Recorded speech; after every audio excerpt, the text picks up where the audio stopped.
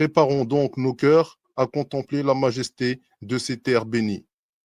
Le renversement des conditions. La balance divine. En ce jour-là, ce jour glorieux, la balance des valeurs humaines, faussée par des siècles d'orgueil et d'injustice, sera réajustée avec une précision divine. Les humbles, ceux qui ont courbé la tête devant le Créateur, mais jamais devant les créatures, ceux dont les larmes ont coulé en silence, connaîtront la signification la plus profonde du mot compassion.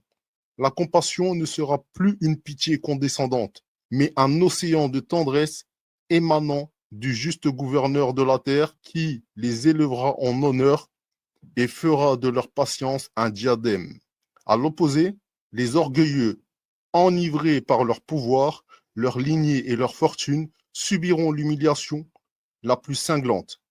Leur arrogance, tel un château de verre, se fracassera contre la réalité de la souveraineté d'Allah. Ils comprendront dans leur chute que toute élévation qui ne vient pas d'Allah n'est qu'une illusion menant à l'abîme. Les faibles, dont les droits ont été bafoués et les voix étouffées, verront se manifester devant leurs yeux le sens véritable du mot miséricorde.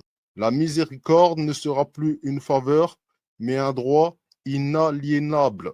La fondation même de la nouvelle société, la force de l'État sera leur serviteur et la justice leur rempart.